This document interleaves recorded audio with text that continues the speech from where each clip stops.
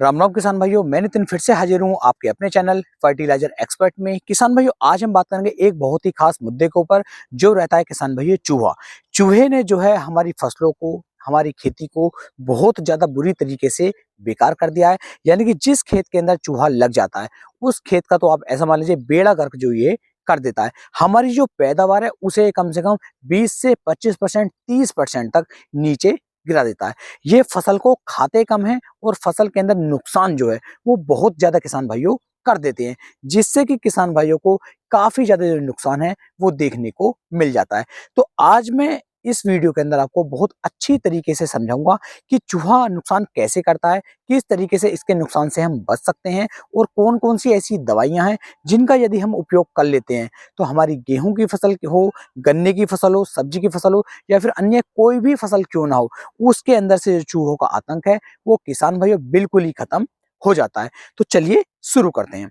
सबसे पहले तो किसान भाइयों हमें देखना है कि जब चूहा हमारे खेत के अंदर लगता है तो इसकी पहचान हम कैसे कर सकते हैं। तो देखिए, चूहे को हमारे खेत में लगने की जो पहचान है वो सबसे बढ़िया ये रहती है कि हमारे खेत के अंदर जो है मिट्टी के जो ढेर हैं वो छोटे छोटे बड़े बड़े ढेर जो है वो आपको दिखाई देने शुरू हो जाएंगे। दूसरा, जो इनके बिल होते हैं, जो इनके छेद होते हैं, वो पूरे खेत के अंदर आपको दिखने शुरू हो जाएंगे। इसके अलावा जो भी फसल आपकी है उस फसल के अंदर किसान भाई ये कुतरन चालू कर देते हैं, फसल को खाना शुरू कर देते हैं। जब फसल को खाएंगे तो आधी फसल यहाँ पड़ी हुई मिलेगी, आधी यहाँ पर पड़ी हुई मिलेगी। जो मिट्टी का ढेर होगा कुछ उसके अंदर जाती हुई नजर आएगी। तो इस तरीके से हमें पता चल जाता है कि हमारे खेत के अंदर जो चूहे हैं वे लगे हुए हैं।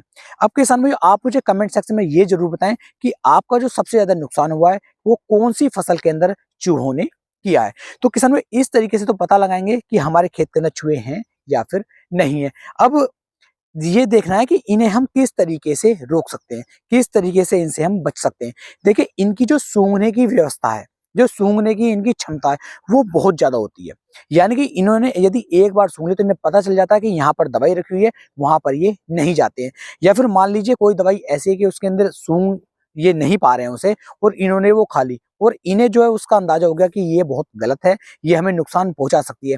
तो इनकी याददाश्त जो है वो इतनी अच्छी होती है कि ये उस रास्ते पर या उस एरिया में फिर नहीं जाते हैं, जिससे कि ये बच जाते हैं। इन्हें मारना काफी ज्यादा मुश्किल जो है किसान भाइयों आपके लिए हो जाता है। तो फिर इन्हें किस तरीके से हम कंट्रोल कर सकते हैं, क्योंकि किसान भाइयों खाते ये कम है। ऐसा मान लीजिए 10% हमारी फसल को ये खाएंगे और कम से कम 40 से 50% जो हमारी फसल है उसे ये बेकार कर देते हैं, उसे बेकार करके नीचे छोड़ देते हैं। तो हमारी जो लागत है वो बहुत बेकार हो जाती है, हमारा उत्पादन अच्छी तरीके से नहीं आ पाता है। तो इसके लिए हमें क्या करना है? सबसे बेस्ट जो तरीका है, आपको जिंक फॉक्साइड लानी होगी। जिंक फॉस्फाइड यदि आप लेकर के आते हैं, इसे किसान भाइयों आपको लेना है 50 ग्राम।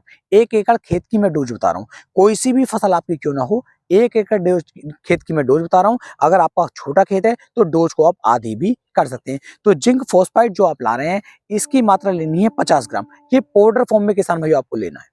पाउडर फॉर्म सबसे बेस्ट रहता है। अब क्या करना है, 50 ग्राम फॉस्फाइड जो जिंक फॉस्फाइड है इसे आप लीजिए। लगभग 150 ग्राम आप ले लीजिए बेसन, और 150 ग्राम किसान भाइयों आप ले लीजिए आटा। इस तरीके से लगभग 350 ग्राम जो आपका मिश्रण हो जाता है।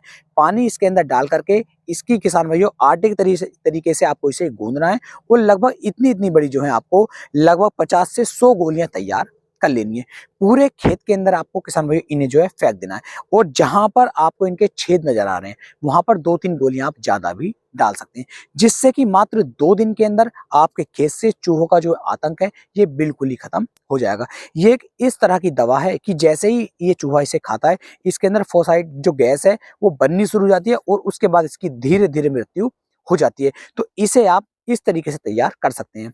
अगर आपको ये पाउडर फॉर्म में नहीं मिल रही है, आपको ये बोलस फॉर्म में मिल रही है, टैबलेट फॉर्म में यदि आपको ये मिल रही है, तब आप इसकी लगभग 15 से 20 गोलियां लेकर के खेत में जहां जहां पर आपको जो है चूहे के छेद या बिल दिखाई दे रहे हैं वहां पर आप इन्हें रख सकते हैं। उससे भी किसान भाई इनकी जो मृत्यु हो जाती है, ये खाते हैं और इनका जो ये फिर नष्ट होना शुरू हो जाते हैं। तो इस तरीके से भी आप इसे चला सकते हैं। तो जिंक फॉस्फाइड जो है सबसे बेस्ट और सबसे कामगार जो तरीका है वो आपके लिए रहने वाला है। आटे में बेसन में मिलाकर के गोलियां और अपने खेत के अंदर आप फैला सकते हैं। वीडियो कैसी लगी नीचे कमेंट सेक्शन में बताना ना भूलें। तो फिर मिलेंगे एक नई वीडियो में एक नई जानकारी के साथ। तब तक के लिए मेरे सभी प्यारे किसान भाइयों को राम राम जी।